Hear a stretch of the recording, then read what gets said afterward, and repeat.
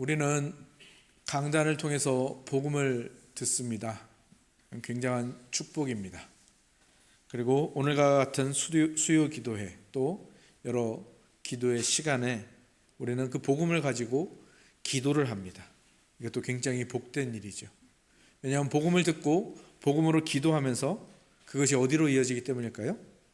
복음이 우리의 삶과 현실로 이어지고 그렇게 하나가 버무려져 가는 그 모습을 보이기 때문이죠. 그래서 이것이 복이라는 것을 제가 수요 기도회 때마다 강조를 하는데요. 근데 이것이 복인 줄 알려면 내가 복음을 듣고 있구나, 복음을 기도하고 있구나, 복음을 삶으로 가져가고 있구나, 여기에 앞서서 복음이 무엇인지를 우리 안에 확실하게 해야 될 것 같습니다. 그래서 지난 주일에도 말씀을 드렸죠. 복음을 우리가 굉장히 애매하고 또는 굉장히 기초적이고 초보적인 것으로 생각하는데 그것이 아니라 복음이 우리를 변하게 한다라고 했죠.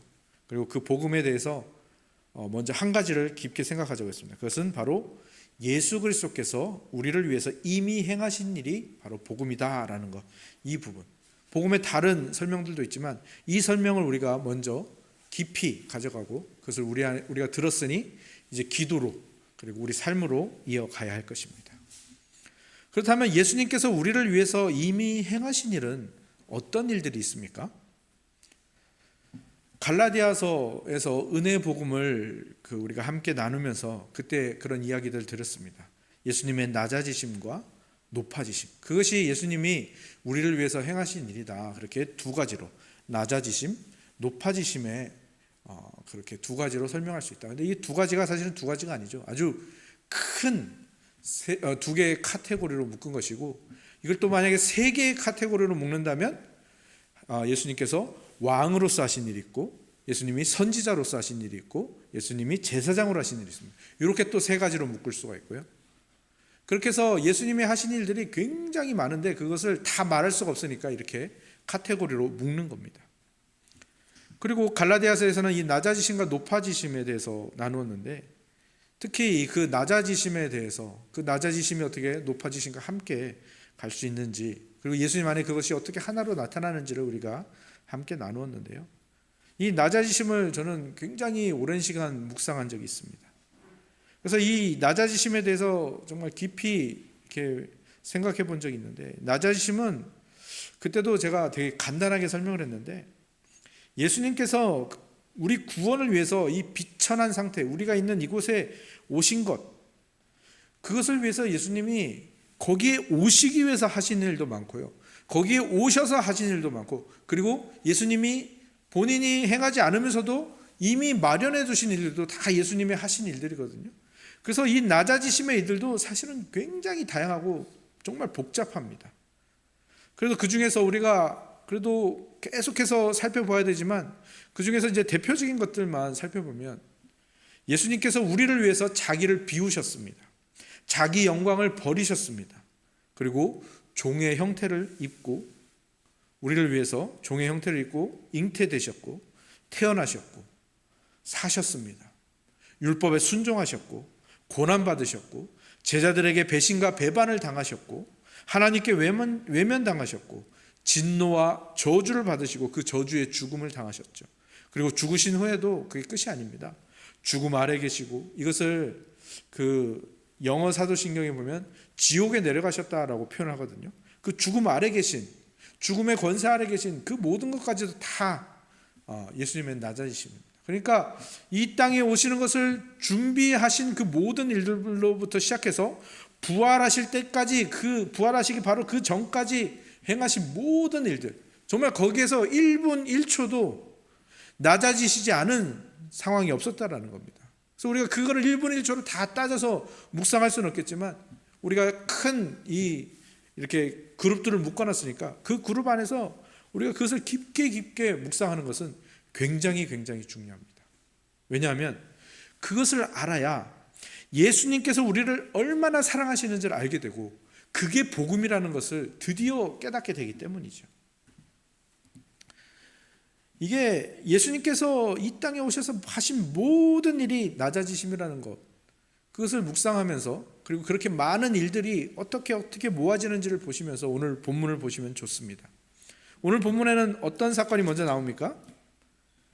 예수님이 세례 요한의 세례를 받으시는 장면입니다. 이것 또한 예수님의 그 낮아지심에서 굉장히 의미 있는 사건입니다. 하나님이신 예수님이 인간에게 세례를 받는다. 이것만 생각해도 예수님이 얼마나 낮아지셨는지를 우리가 알 수가 있지 않습니까? 근데 이것보다도 훨씬 더 깊은 의미가 있고요. 예수님은 그렇게 간단하게 그냥 그런 간단한 생각으로 이 세례를 받으신 것이 아니라는 것입니다. 우리가 앞서 살펴본 누가복음 1장과 2장 그리고 3장 이 전반부의 내용까지도 우리가 쭉 되새겨 보셨으면 좋겠습니다. 혹시 기억이 안 나신다면 이런 내용이 있었구나 한번 이렇게 쑥 훑어보셔도 좋겠습니다. 분명하죠. 예수님이 하나님이십니다. 하나님이신 분이 이 땅에 사람의 몸을 입고 오셨습니다. 그것을 위해서 먼저 엘리사벳 사가랴를 찾아가서 세례 요한을 준비시키시고 마리아를 찾아가서 예수 그리스도의 탄생을 준비하고 그 다음에 그 모든 탄생이 일어날 때 하나님께서 어떤 식으로 이 낮아지심을 준비하셨는지 우리가 볼 수가 있죠. 그런데 그 하나님이신 분이 이 땅에 사람의 몸을 입고 오셨다라는 거예요. 그런데 그렇게 높고 위대하신 하나님이 이 땅에 오셨는데 사람들이 알아보지를 못한다라는 겁니다. 그래서 그 높고 위대하신 하나님이 세례 요한에 의해서 소개를 받아야 돼요. 인간에 의해서 설명이 되어야 됩니다. 인간 선지자에 의해서 증거가 되어야 됩니다. 그것이 이 예수님이 받으신 이 세례의 그 의미들인 겁니다. 한번 생각해 보십시오. 하나님이 피조물의 도움을 받아야 되는 거예요. 자기 자신을 드러내시는데 피조물의 도움을 받아야 된다는 겁니다. 도대체 하나님이 어디까지 낮아지시는 건지 한번 깊게 생각해 보시기 바랍니다. 앞서서 정말 작고 허름한 그 초라한 마국간에 태어나신 것들, 모든 사람이 호적하라는 왕의 명령에 집중하는 반면에 예수님의 탄생은 사람들의 관심사에서 멀어진 그 모든 일들, 그리고 죄인이 아니신데 할례를 받으십니다. 할례를 구약 백성들에게 할례를 명하셨던 분이, 이스라엘 백성에게 할례를 명하셨던 분이, 할례를 선물로 주셨던 분이 자기가 할례를 당하신다고요. 그리고 비둘기 2마리를 제물로 바칠 정도로 가난한 삶, 가난한 가정에 태어나셨죠. 그런데 그 모든 낮아지심, 아무도 알아주지 않고 아무도 몰라주고 그리고 가난하고 초라하고 비천한 그 모든 낮아지심보다 더 낮아지신 것이 바로 이 부분입니다. 인간의 설명, 인간의 증거, 인간의 소개가 있어야지 겨우 예수님이 하나님이신 것을 겨우 우리가 알아챈다라는 거죠. 이것이 얼마나 낮아지신 건지는 우리가 인간인 우리로서는 쉽게 상상이 안 되는데요. 그래서 깊은 묵상이 필요합니다. 생각해 보십시오. 예수님이신 하나님이 자기가 하나님이신 것을 나타내려면 어떻게 하시면 됩니까? 그냥 하늘을 쭉 가르고 거기서 딱 나타나시면 됩니다. 거기서 쫙 내려오시면 되겠죠. 아니면 이 세상에 없는, 이 세상에 존재하지 않는 어떤 생물을 타고 내려오시면 더 좋겠죠. 그리고 모든 세상이 조명이 탁 꺼지듯이 깜깜해졌는데 예수님께만 딱 빛이 비쳐가지고 스포트라이트처럼 딱 빛이 비쳐가지고 그렇게 예수님이 오셨다면 더 완벽했겠죠. 근데 예수님이 그런 방법을 사용하지 않으신다는 겁니다. 철저하게 자신을 비우신다는 겁니다. 왜 그러시는 걸까요? 거기에서 우리가 또 봐야 될 게 뭐냐면 우리가 얼마만큼 타락했는가를 볼 수 있는 겁니다. 사실 우리 인간들은요, 예수님이 그렇게 화려하게 오셔도요 못 알아챕니다. 어떤 이벤트가 있나 보다. 그리고 처음에는 깜짝 놀라지만 그 다음에 금방 잊어버립니다. 그러니까 그렇게 화려하게 오셔도 알아채지 못할 만큼 타락하고 영적인 눈이 어두워져 있는 상태인 겁니다. 성경에서는 그것을 죽은 상태이다 라고 말합니다. 시체라고 말하는 거죠. 시체는 어떻습니까? 시체한테 이렇게 말하는 겁니다. 야, 내가 너 살려줄게. 내가 너에게 생명을 줄게. 내가 너에게 구원을 줄게. 그러니까 네가 나 있는 대로 1m만 와. 시체가 올 수 있습니까? 없습니까? 없죠. 불가능한 일이죠. 1m 걸어오는 거 힘들지? 그러면 오른쪽 손 들어봐.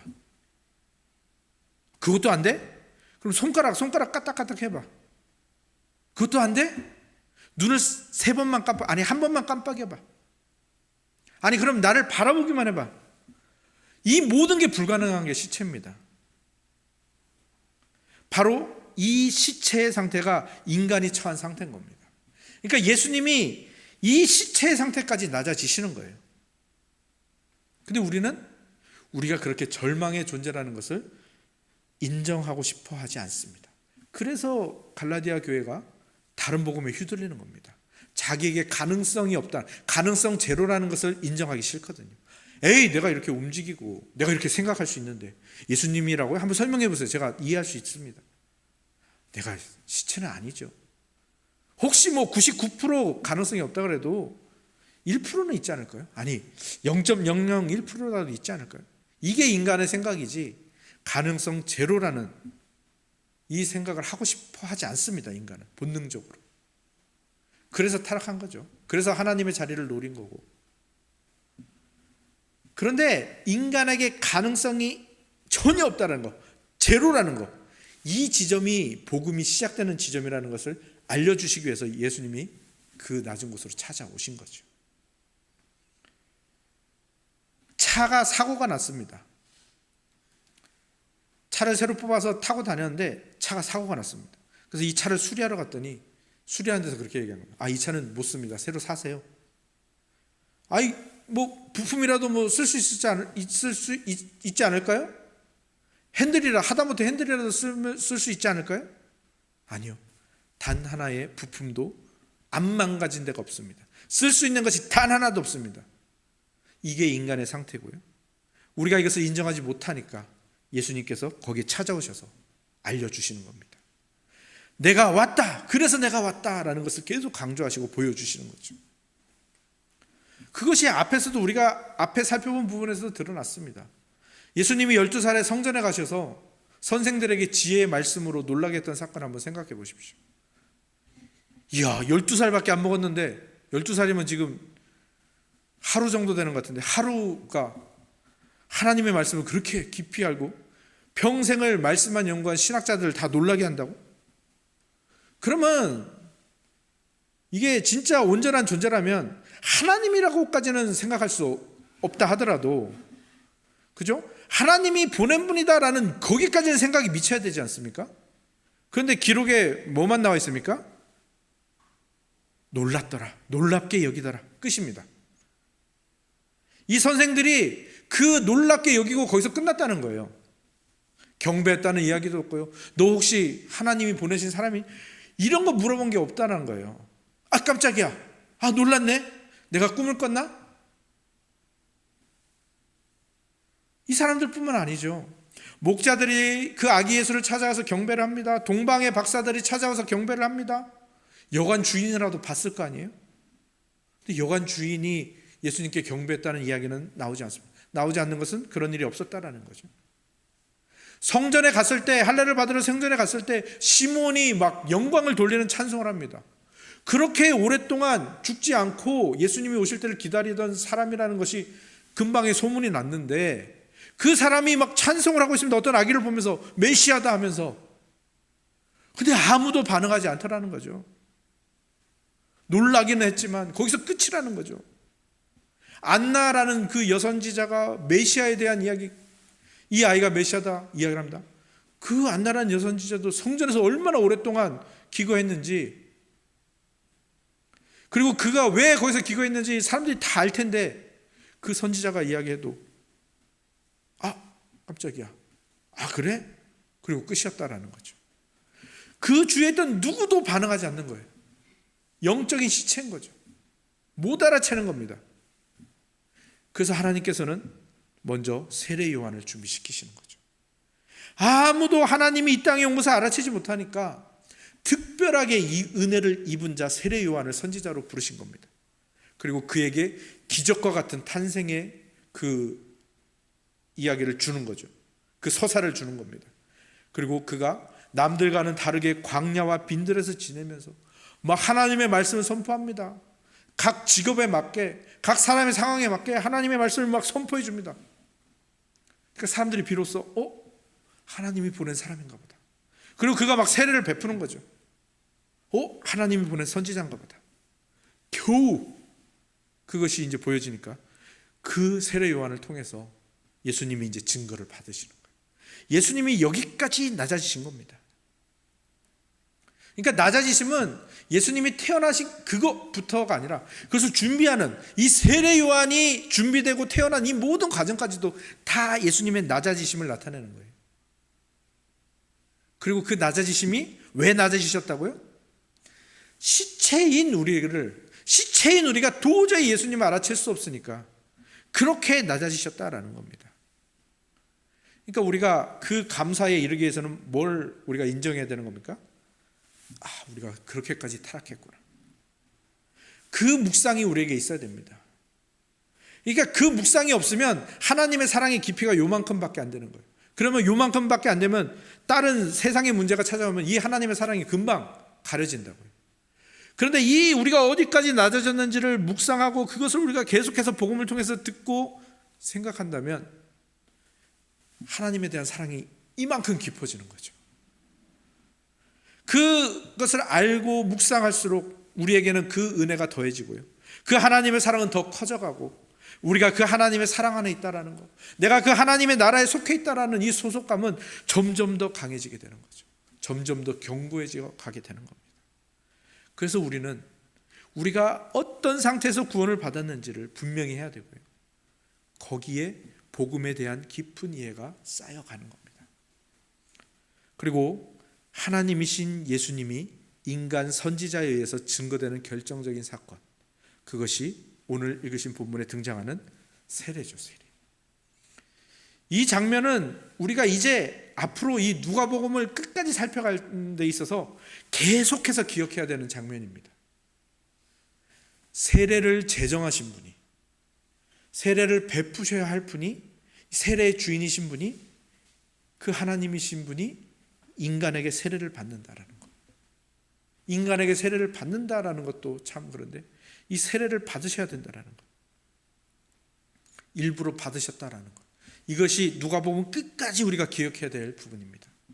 예수님이 비록 인간의 몸을 입으셨지만 죄는 없으시잖아요. 성경이 증언하는 대로.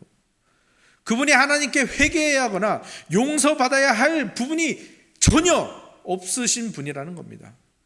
더 나아가서 그분은 모든 피조물로부터 찬송과 경배와 성경을 받아야 마땅한 창조주 하나님이십니다. 그분이 회개의 세례를 받아야 된다는 것은요, 도무지 이해할 수 없는 일인 거죠.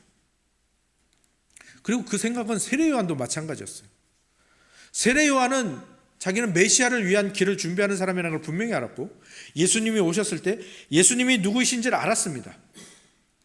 그래서 세례 요한은 예수님께 말하는 겁니다. 아이고 예수님, 제가 당신에게 세례를 받아야 할 판인데 어찌하여 주님께서 저에게 세례를 받으러 오십니까? 왜 세례 요한이 여자가 낳은 자 중에 가장 큰 자인지가 드러나죠. 예수님의 사역이 본격적으로 시작되기 전에 오직 세례 요한만이 지금 이 은혜를 누리고 있어요. 자신에 대해서 바르게 직시하고 있고요. 자신이 세례를 받아야 할 사람이라는 것을 완전히 직시하고 있고 예수 그리스도를 알아보고 있는 큰 은혜를 받은 사람이죠. 그때 그 은혜를 받은 자 세례 요한에게 예수님이 말씀하십니다. 이제 허락해라. 내가 너에게 세례 받는 것을 허락해라. 이것은 모든 하나님의 의를 이루기 위해서 합당한 일이다. 무슨 말입니까?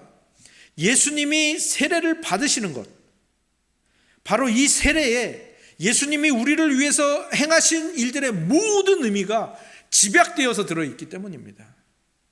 죄 없으신 예수님이 회개의 세례를 받아야 하는 것은 그분이 하나님 나라의 백성이 될 자들, 그들의 죄를 대신 지심으로 죄사함의 은혜의 길을 마련하신다는 것을 여기서 분명히 보여주시는 거죠. 자기의 죄 때문이 아니라 우리의 죄 때문에 세례를 받으셔야 한다는 겁니다. 당신의 백성들의 죄사함을 위해서 세례를 받으셔야 한다는 겁니다. 세례는 뭡니까? 죽는 예식입니다. 세례는. 세례 시에 어떻게 우리는 세례를 주죠? 머리에 물을 묻힙니다. 또 침례교나 선교 현장에서는 세례를 어떻게 주죠? 사람을 물에 담그죠. 그래서 무엇을 의미합니까? 물이 머리 위에 있다. 그러니까 우리가 물 아래, 물 속에 있는 겁니다. 물 속에 있으면 사람이 어떻게 됩니까? 죽는 겁니다. 씻는 예식이기도 하지만 죽는 예식인 겁니다. 그러니까 이 말들은, 이 세례의 그 의미는 무엇을 말하는 겁니까? 예수님이 죽으실 거라는 거예요. 그것을 상징하는 겁니다. 그분이 십자가에서 죽으실 것을 나타내는 겁니다. 얼마나 예수님이 낮으시는 겁니까? 죽을 수 없는 영원 무한 불변하신 하나님이 우리를 위해서 죽음을 선택하고 계시는 거죠. 그래서 예수님은 누가복음 12장에서도 그렇고요, 마가복음 10장에서도 자기가 질 십자가를 뭐라고 부르시냐면 나의 받을 세례다라고 말씀하십니다. 그리고 이 예수님의 십자가를 상징하는 이 세례, 이것이 우리의 죄의 문제를 해결하는 그것을 우리에게 알려주는 거죠.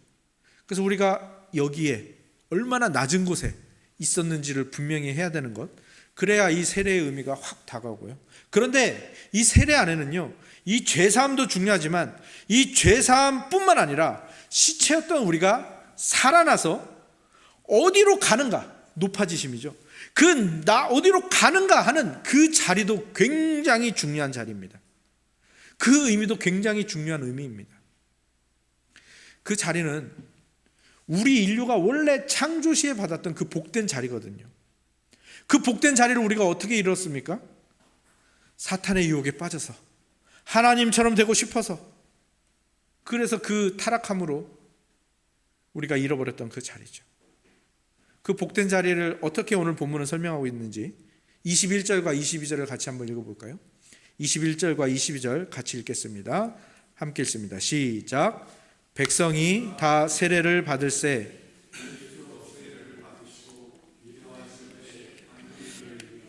성령이 비둘기 같은 형체로 그의 위에 강림하시더니 하늘로부터 소리가 나기를 너는 내 사랑하는 아들이라 내가 너를 기뻐하노라 하시니라. 아멘. 그 복된 자리가 어떤 자리입니까? 하나님의 사랑하는 아들의 자리, 하나님이 기뻐하시는 자의 자리라는 거예요. 아까 시체라고 말했던 상태가 바로 이 복된 자리를 빼앗긴 겁니다. 하나님의 아들의 자리를 빼앗기니까 하나님과의 원수가 되었고, 하나님이 기뻐하시는 자의 자리를 빼앗기니까 하나님께 저주받은 자의 자리가 된 것이죠.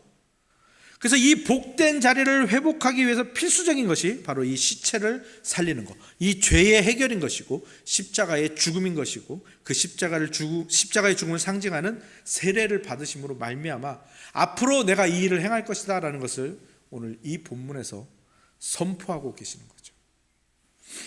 그런데 이 하나님의 사랑하는 아들의 자리, 하나님이 기뻐하시는 자의 자리, 여기로 회복되는 것이 어떤 의미가 있는가? 그것이 도대체 무엇인가? 그것을 위해서 예수님이 뭘 하시겠다라는 건가? 아마 지난 송구 영신 예배 때로 기억합니다. 제가 탕자의 비유로 알려진 그 이야기를 하면서 본전 생각을 벗어나는 그 이야기를 했었습니다. 말씀을 전했죠. 예수님이 우리를 데리고 가시려는 결론이 어디인가? 그 결론을 모르면 본전 생각을 할 수밖에 없다라는 것, 내가 있는 자리에서 원망만 하고 있을 수밖에 없다라는 것을 나누었죠. 그러면 예수님이 데려가시고자 하는 결론이 어디입니까? 마지막 부분에 큰 아들이 아버지께 반항했던 장면 기억하십니까? 둘째가 탕자가 돌아왔는데 그를 위해서 잔치를 베풀어 주니까 큰 아들이 마음이 상해서 그 잔치 자리로 안 들어오고 아버지에게 막 따지고 반항하죠. 거기에 아버지가 이렇게 대답을 하죠. 예, 너는 항상 나와 함께 있으니 내 것이 다 네 것이로되 이 내 동생은 죽었다가 살아났으며 내가 잃었다가 얻었기로 우리가 즐거워하고 기뻐하는 것이 마땅하다. 그리고 나서는 그 뒤에 결말이 나오지가 않습니다. 예수님은 왜 이야기의 결말을 내지 않으셨을까요? 오늘 이 예수님이 사역하기 바로 전에 받은 이 세례가 그 결론이기 때문입니다. 그리고 그 결론의 진짜 실제 모습은 이 누가복음 끝부분에 나오겠죠. 예수님이 자신이 친히 그 대답이 되어주시는 겁니다. 사실 둘째 아들 탕자도 그랬고요, 첫째 아들 집에 있으면서 아버지를 아버지라 여기지 않았던 그 아들, 둘 다 죽어야 마땅한 아들이라고 했죠. 그런데 그 두 아들 말고 진짜 아들이 있다고 했죠. 그분이 바로 오늘 이 세례를 받으신 예수님이죠. 그 예수님이 어떻게 하시는 겁니까? 아버지께 단 한 번도 불순종하지 않고 반항한 적 없고 자신의 전 존재를 다해서 하나님을 사랑하고 그 사랑함으로써 하나님의 모든 계명과 명령을 다 순종하시고 오직 하나님 아버지께만 영광이 돌아가도록 사셨던 그 하나님의 영원하신 아들이 이 아버지를 무시하고 멸시하고 죽은 자 취급했던 두 아들, 우리죠. 우리가 받아야 할 모든 벌을 그분이 받으시는 겁니다. 모든 저주를 받으시고 죽임을 당하시는 겁니다. 그래서 오늘 이 세례 때 나타난 이 세례의 의미, 세례의 결론을 이루시는 거죠. 이 세례의 결론이 뭐라고 했습니까? 내 사랑하는 아들, 하나님이 기뻐하는 자의 자리를 차지하는 거잖아요. 이거를 우리에게 주시기 위해서 예수님은 어떤 일을 당하셨습니까? 예수님이 십자가에 달리셔서 했었던 말씀, 엘리 엘리 나마 사박다니. 이게 무슨 뜻이죠? 나의 하나님 어찌하여 나를 버리시나이까. 정말 익숙한 구절이라 이 구절이 그냥 우리에게 예수님이 하나님을 부르짖는구나 여기까지만 들릴 수 있다고 했죠. 그런데 이상한 거예요. 여기서 예수님이 그동안은 내 아버지라고 불렀는데 여기서는 아버지를 아버지라 부르지 못하고 하나님이라고 부르고 있습니다. 마치 죄인인 것처럼. 왜 그랬다고 했죠? 윌리엄 핸드릭스라는 신학자가 이렇게 얘기했습니다. 우리가 하나님을 아버지라고 부르도록 하시기 위해서 그분이 자기 아버지를 아버지라 부르지 못하셨다. 예수님께서 그 탕자, 두 탕자죠. 두 탕자와 똑같은 탕자인 우리를 대신해서 저주와 형벌과 죽임을 당하시고 우리가 하나님을 드디어 아버지라 부를 수 있도록 자신은 아버지를 아버지라 부르지 못하는 그 고통과 그 저주를 다 당하시는 겁니다. 아마 제가 추리해 보건대 예수님이 십자가에서 당하신 고통 중에 가장 큰 고통은 이 고통이었습니다. 육체적 고통 아니었습니다. 육체적 고통도 우리가 감당할 수 없는 고통인데 예수님께는 그 육체적인 고통보다도 하나님을 아버지라 부를 수 없는 이 고통이 훨씬 더 심했다고 해요. 그것을 오늘 본문이 말해주고 있는 겁니다. 오늘 본문에 나오는 예수님의 십자가, 그것을 상징하는 세례를 받으시는 이유와 목적이 여기에 드러나죠. 진짜 하나님의 아들이 하나님을 아버지라 부르지 못합니다. 왜요? 우리가 하나님을 아버지라 부를 수 있도록. 진짜 하나님이 기뻐하시는 자가 하나님께 외면을 당하십니다. 왜요? 우리가 하나님께 기뻐하는 자로 받아들여질 수 있도록 그렇게 하시는 겁니다. 예수님이 우리를 위해서 이 모든 일들을 이미 행하셨습니다. 이게 복음입니다. 이게 하나님 나라의 복음입니다. 이것이 누가복음의 결론이고요. 이것이 우리의 인생의 결론이 되어야 하는 것입니다. 오늘 이 세례를 받으신 장면 뒤에 또 이상한 게 나와요. 뭡니까? 족보가 나오는데 족보도 우리에게 생소한 족보가 나오죠. 보통 족보는 어떻게 되어 있습니까? 1대 조상부터 해가지고 쭉 그 조상들이 차례로 쭉 기록되어 있죠. 순서대로. 근데 오늘 본문의 족보는 어때요? 예수님으로부터 시작해서 쭉 거슬러 올라갑니다. 그래서 그 족보의 결론이 하나님께로 이르렀습니다. 무엇을 의미하는 족보입니까? 예수님이 십자가의 죽으심으로 말미암아 원래의 족보가 뒤집어지는 겁니다. 원래 족보는 어떤 겁니까? 족보에 이름 올라간 사람들은 다 어떤 사람들이죠? 죽은 사람들이에요. 죽기 전에는 이 족보에 이름이 안 올라가죠. 그러니까 예수님이 이 족보를 뒤집으시는 겁니다. 죽음의 족보였던 이 이스라엘의 족보가 예수님으로 인해서 다시 뒤집어져서 죽지 않는 족보, 다시 살아나는 족보, 그래서 죽지 않는 그 타락전, 에덴 동산에서 하나님과 만나는 그 복된 자리, 하나님을 아버지라 부르고 하나님의 기뻐하시는 자가 되어 그 기쁨을 누리는 그 자리로 돌아가는, 예수님이 그것을 위해서 낮아지셨단 말입니다. 이것을 위해서 자신을 비우셨다라는 겁니다. 그래서 이것을 위해서 우리 머리로 당최 이해가 되지 않는 할례를 받으시고 세례를 받으시고 세례 요한에 의해서 증거를 받으시고 그렇게 당최 이해되지 않는 일들을 하셨다라는 것이죠. 이게 하나님 나라의 복음입니다. 예수님이 우리를 위해서 이미 행하신 일들. 여러분들 그 복음을 들으셨습니다. 이제 그 복음을 가지고 기도하셔야 됩니다. 그리고 그 복음을 가지고 삶으로 나아가셔야 됩니다. 왜요? 우리 인생에도요, 당최 이해가 되지 않는 일들이 계속 일어나거든요. 몸은 아프죠. 아프니까 다 실을 주고 다 예민해지죠. 돈이 떨어집니다. 세상 사람들, 동기들 다 성공하는데 나만 그 자리에 있는 것 같고, 아니 나만 더 떨어지는 것 같습니다. 당최 이해되지 않는 일들이 왜 나에게만 일어나는지, 왜 좋은 일들은 다 남에게만 일어나고 나쁜 일은 다 나에게만 일어나는지, 모욕당하고 비참해지고 왜 이런 일들은 나에게만 일어나는지, 나는 예수님을 믿는데 왜 나에게 이런 일들이 일어나는지 당최 이해가 되지 않을 때가 많으실 겁니다. 그리고 내가 지금 이 씨름하고 있는 이 모습, 내가 이 신앙, 이 부족한 이 모습들, 이게 과연 맞는가 싶을 때도 있으시죠? 기억하십시오. 예수님이 그것을 위해서 낮아지셨습니다. 예수님이 그것을 위해서 이 땅에 오셨습니다. 그것을 위해서 이해되지 않는 일들을 당하셨습니다. 그것을 위해서 비참하고 죽고 외면당하시는 일들, 아버지를 아버지라 부르지 못하는 일들을 당하신 겁니다. 오늘 들으신 복음을 가지고 기도하실 때 그 예수님을 생각하시면서 용기를 얻으시기 바랍니다. 그 여러분의 이해되지 않는 그 상황에 찾아오시고 그 상황을, 여러분의 존재를 회복하시는 예수 그리스도를 바라보시기 바랍니다.